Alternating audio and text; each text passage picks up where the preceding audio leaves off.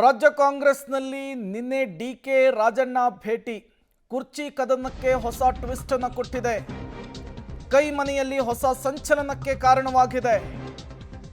DK ಏನು ಮಾಡಿದ್ರು ನನ್ನ ನಡೆ ಬದಲಿಲ್ಲ, ನಾನು ಸಿದ್ದರಾಮಯ್ಯ ಪರ ಅಂಥೇಳಿ ಮತ್ತೊಮ್ಮೆ ರಾಜಣ್ಣ ಪುನರುಚ್ಚಾರ. ಅಣ್ಣ ತಮ್ಮಂದಿರೇ ಜಗಳ ಆಡ್ತಾರೆ, ನಮ್ಮದು ಯಾವ ಲೆಕ್ಕ? ರಾಜಣ್ಣ ನನಗೆ ಆಪ್ತ ಅಂಥೇಳಿ ಡಿಸಿಎಂ ಡಿಕೆ ಶಿವಕುಮಾರ್ ಹೇಳಿದ್ದಾರೆ. ಹೈಕಮಾಂಡ್ ಆದಷ್ಟು ಬೇಗ ಪರಿಸ್ಥಿತಿಯನ್ನು ತಿಳಿ ಮಾಡಬೇಕು ಅಂಥೇಳಿ ಗೃಹ ಸಚಿವ ಜಿ ಪರಮೇಶ್ವರ್ ಹೇಳಿದ್ದಾರೆ. ರಾಜಣ್ಣ ಡಿಕೆ ಭೇಟಿಗೆ ಕಾಂಗ್ರೆಸ್ ನಾಯಕರುಗಳು ವಿಶ್ಲೇಷಣೆಯನ್ನು ಮಾಡ್ತಾ ಇದ್ದಾರೆ. ನಿನ್ನೆಯ ಭೇಟಿ ಸಹಜವಾಗಿಯೇ ಕುತೂಹಲವನ್ನು ಕೆರಳಿಸಿದೆ. ಹೌದು, ರಾಜಣ್ಣ ನಮ್ಮ ಶಾಸಕರು, ನಮ್ಮ ಜೊತೆ ಮಂತ್ರಿ ಆಗಿದ್ದವರು. ಭೇಟಿ ಮಾಡ್ತೇವೆ, ಸೌಹಾರ್ದತೆ ಭೇಟಿ ಮಾಡ್ತೇವೆ, ಇವತ್ತು ಭೇಟಿ ಮಾಡ್ತೀನಿ ಅಂತ ಹೇಳಿದ್ದೀನಿ. ನನಗೆ ಯಾರ ಬಗ್ಗೆನೂ ಏನು ಭಿನ್ನಾಭಿಪ್ರಾಯ ಇಲ್ಲ. ಕೆಲವು ಸಂದರ್ಭದಲ್ಲಿ ಕೆಲವು ಹೇಳಿಕೆಗಳು ಕೊಟ್ಟಿರ್ತಾರೆ, ಅದಕ್ಕೆಲ್ಲ ನಾವು ಬೇಜಾರು ಮಾಡ್ಕೋಕ್ಕಾಗ್ತದ? ನಾನಂತೂ ಯಾರ ಮೇಲೂ ಜಗಳ ಆಡಕ್ಕೂ ಹೋಗಿಲ್ಲ. ಯಾವ ವಿಚಾರಕ್ಕೂ ನಾನು ಇವತ್ತವರೆಗೂ ಒಬ್ಬರ ಮೇಲೆ ಒಂದು ಸ್ಟೇಟ್ಮೆಂಟ್ ಮಾಡಿಲ್ಲ. ದಿನ ನೀವೇ ಹೇಳ್ತಾ ಇರ್ತೀರಾ, ಯಾರ್ಯಾರನ್ನ ಆಕಾಂಕ್ಷೆ ಮಾಡ್ತಿರೋ ಏನೋ ಗೊತ್ತಿಲ್ಲ ನನಗೆ. ನಾವು ಹೈಕಮಾಂಡಿನ ಯಾವುದೇ ತೀರ್ಮಾನಕ್ಕೆ ಬದ್ಧವಾಗಿದ್ದೇವೆ ಅಂತ ಹೇಳಿ ಅನೇಕ ಸಂದರ್ಭದಲ್ಲಿ ನಾನು ಹೇಳಿದ್ದೇನೆ. ಈಗಲೂ ಅದಕ್ಕೆ ಸ್ಟ್ಯಾಂಡ್ ನಂದು. ಹೈಕಮಾಂಡ್ನವ್ರು ಏನು ತೀರ್ಮಾನ ಮಾಡ್ತಾರೆ ಅದಕ್ಕೆ ಬದ್ಧವಾಗಿದ್ದೇನೆ. ನಾವು ಈಗ ಬಡ್ಜೆಟ್ ಹತ್ರ ಬರ್ತಾ ಇದೆ, ಅದಕ್ಕೆ ನಮ್ಮ ಹೈಕಮಾಂಡ್ನವರು ಆದಷ್ಟು ಬೇಗ ಇದನ್ನೆಲ್ಲ ತಿಳಿ ಮಾಡಬೇಕು ಅಂತ ನಾನು ಸಂದರ್ಭ ಬಂದಾಗ ಹೋಗ್ತೇನೆ.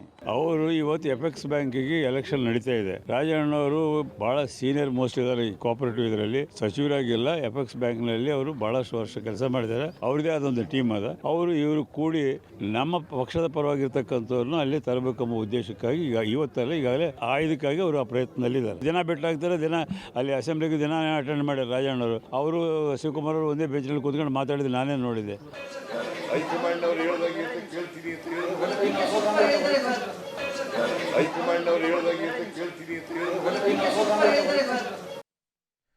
ಮತ್ತಷ್ಟು ಡೀಟೇಲ್ಸ್ ಕೊಡೋದಕ್ಕೆ ಶ್ರೀನಿವಾಸ್ ನೇರ ಸಂಪರ್ಕದಲ್ಲಿ ಜಾಯಿನ್ ಆಗಿದ್ದಾರೆ. ಶ್ರೀನಿವಾಸ್, ಕುರ್ಚಿ ಕಚ್ಚಾಟಕ್ಕೆ ಒಂದು ಕಡೆ ಹೈಕಮಾಂಡ್ ಜಪ ಮಾಡ್ತಾನೆ, ಎರಡು ಬಣಗಳಿಂದ ದಾಳ ಪ್ರತಿದಾಳವನ್ನು ಉರುಳಿಸಲಾಗ್ತಾ ಇದೆ.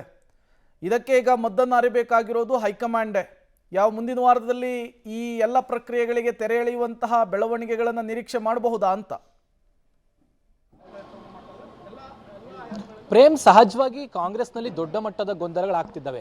ಎಲ್ಲರಿಗೂ ಗೊತ್ತು, ಹೈಕಮಾಂಡ್ ಅಧಿವೇಶನ ಹಿನ್ನೆಲೆಯಲ್ಲಿ ಡಿಸಿ ಮತ್ತೆ ಸಿಎಂ ಅವರ ನಡುವೆ ಬ್ರೇಕ್ಫಾಸ್ಟ್ ಮೀಟಿಂಗ್ ಅನ್ನು ಮಾಡಿ ಎಲ್ಲದನ್ನ ಸಮಾಧಾನ ಮಾಡಿತ್ತು. ಯಾವಾಗ ಅಧಿವೇಶನ ಮುಕ್ತಾಯ ಆಯಿತು, ತಮ್ಮ ತಮ್ಮ ಬಣದ ನಾಯಕರು ಮತ್ತೆ ನಾಯಕರೇ ಬಹಿರಂಗವಾಗಿ ಮಾತನಾಡಿಕೆ ಶುರು ಮಾಡಿದ್ದಾರೆ. ಸಿಎಂ ಅವರು 5 ವರ್ಷ ನಾನೇ ಸಿಎಂ ಅನ್ನುವಂಥ ಮಾತುಗಳನ್ನು ಹೇಳುವ ಮೂಲಕ ನಾನು ಕುರ್ಚಿ ಬಿಡಲ್ಲ ಅನ್ನುವಂಥ ಸಂದೇಶವನ್ನು ಕೊಟ್ಟರು. ಅದಕ್ಕೆ ಕೌಂಟರ್ ಆಗಿ ಡಿ ಕೆ ಶಿವಕುಮಾರ್ ಅವರು 2.5 ವರ್ಷ ಒಪ್ಪಂದ ಆಗಿದೆ ಅನ್ನುವಂಥ ಮಾತುಗಳನ್ನು ಹೇಳುವ ಮೂಲಕ ಹೊಸ ಕಿಚ್ಚನ ಬಿಸಿದ್ದಾರೆ. ಹೀಗಾಗಿ ಸಹಜವಾಗಿ ರಾಜ್ಯ ಕಾಂಗ್ರೆಸ್ನಲ್ಲಿ ದೊಡ್ಡ ಮಟ್ಟದ ಗೊಂದಲಗಳು ಸೃಷ್ಟಿಯಾಗಿದ್ದಾವೆ.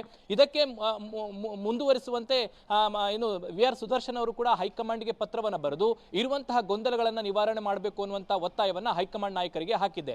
ಜೊತೆಗೆ ಡಿ ಕೆ ಶಿವಕುಮಾರ್ ಅವರು ಎಂದಿನಂತೆ ಸಿದ್ದರಾಮಯ್ಯನವರ ಮನದಲ್ಲಿರುವಂತಹ ಶಾಸಕರನ್ನ ವಿಶ್ವಾಸಕ್ಕೆ ತೆಗೆದುಕೊಳ್ಳುವಂತಹ ಪ್ರಯತ್ನವನ್ನ ಮಾಡಿದ್ರು. ಅದರ ಭಾಗವಾಗಿ ರಾಜಣ್ಣ ಅವರನ್ನ ಭೇಟಿ ಮಾಡಿದ್ರು. ಆದರೆ ರಾಜಣ್ಣ ಅವರು ಕಡಾಖಂಡಿತವಾಗಿ ನಾವು ಸಿದ್ದರಾಮಯ್ಯನವರ ಪರ ಅನ್ನುವಂಥ ಮಾತುಗಳನ್ನು ಹೇಳಿ ಸ್ಪಷ್ಟನೆ ನೀಡಿದ್ದಾರೆ. ಎಲ್ಲವೂ ಕೂಡ ಗೊಂದಲದ ಗೂಡಾಗಿದೆ. ಒಂದ್ ಕಡೆ ಡಿಸಿಎಂ ಡಿ ಕೆ ಶಿವಕುಮಾರ್ ಅವರು ರಾಜಣ್ಣ ನನ್ನ ಆಪ್ತರೆ, ನಾನು ಸಿದ್ದರಾಮಯ್ಯವರು ಒಟ್ಟಾಗಿ ಅಣ್ಣ ತಮ್ಮಂದಿರ ರೀತಿ ಕೆಲಸ ಮಾಡ್ತಾ ಇದ್ದೀನಿ ಅನ್ನೋ ಮೂಲಕ ಮತ್ತೆ ತೇಪೆ ಹಚ್ಚುವಂತ ಕೆಲಸವನ್ನ ಮಾಡ್ತಿದ್ದಾರೆ. ಒಟ್ಟಾರೆ ಇಷ್ಟೇ, ರಾಜ್ಯ ಕಾಂಗ್ರೆಸ್ನಲ್ಲಿ ಸರ್ಕಾರದಲ್ಲಿ ದೊಡ್ಡ ಮಟ್ಟದ ಗೊಂದಲಗಳು ಸೃಷ್ಟಿಯಾಗಿದೆ. ಈಗ ಹೈಕಮಾಂಡ್ ಮಧ್ಯ ಪ್ರವೇಶ ಮಾಡಲೇಬೇಕು, ಇಲ್ಲ ಆದ್ರೆ ಪಕ್ಷಕ್ಕೆ ಮತ್ತೆ ಸರ್ಕಾರಕ್ಕೆ ಇನ್ನಷ್ಟು ಡ್ಯಾಮೇಜ್ ಆಗುತ್ತೆ. ಈ ಹಿನ್ನೆಲೆಯಲ್ಲಿ ಬಹುಶಃ 28ನೇ ತಾರೀಕು ದೆಹಲಿಯಲ್ಲಿ CWC ಮೀಟಿಂಗ್ ಇದೆ. ಬಹುಶಃ ಇಬ್ಬರು ನಾಯಕರನ್ನ ಅಲ್ಲಿಗೆ ಕರೆಸಿಕೊಂಡು ಒಂದು ಸಂಧಾನ ಮಾಡುವ ಸಾಧ್ಯತೆಗಳಿದ್ದಾವೆ. ಹಾಗಾಗಿನೇ ಸಿಎಂ ಅವರು ಕೂಡ ಡಿಸಿಎಂ ಅವರು ಕೂಡ ಹೈಕಮಾಂಡ್ ನಮ್ಮನ್ನ ಕರೆದ್ರೆ ನಾನು ಹೋಗ್ತೀನಿ ಅನ್ನುವಂತ ಮಾತುಗಳನ್ನ ಹೇಳ್ತಿದ್ದಾರೆ. ಡಿಸಿಎಂ ಅವರು ಹೌದು, ಹೈಕಮಾಂಡ್ ನಾಯಕರು ನಮ್ಮ ಇಬ್ಬರನ್ನ ಕರೀತಾರೆ, ಕರೆದು ಮಾತನಾಡ್ತಾರೆ ಅನ್ನುವಂತ ಹೇಳಿಕೆಗಳನ್ನು ಹೇಳಿದ್ದಾರೆ. ಅದಕ್ಕೆ ಸಿಎಂ ಅವರು ಕೂಡ ಹೈಕಮಾಂಡ್ ಕರೆದ್ರೆ ನಾನು ಹೋಗಿ ಮಾತಾಡ್ತೀನಿ ಅನ್ನೋ ಮಾತುಗಳನ್ನು ಹೇಳಿದ್ದಾರೆ. ಹೀಗಾಗಿ ಈಗ ಚೆಂಡು ಹೈಕಮಾಂಡ್ ನ ಅಂಗಳದಲ್ಲಿದೆ. ಹೈಕಮಾಂಡ್ ಯಾವಾಗ ಇಬ್ಬರನ್ನ ಕರೆದು ಈ ಒಂದು ಗೊಂದಲಗಳಿಗೆ ಅಂತ್ಯ ಆಡುತ್ತೆ ಅನ್ನುವಂಥದ್ದನ್ನ ಕಾದು ನೋಡಬೇಕಾಗುತ್ತೆ. ಪ್ರೇಮ್, ಥ್ಯಾಂಕ್ ಯು ಶ್ರೀನಿವಾಸ್ ತಮ್ಮೆಲ್ಲ ಮಾಹಿತಿಗಾಗಿ.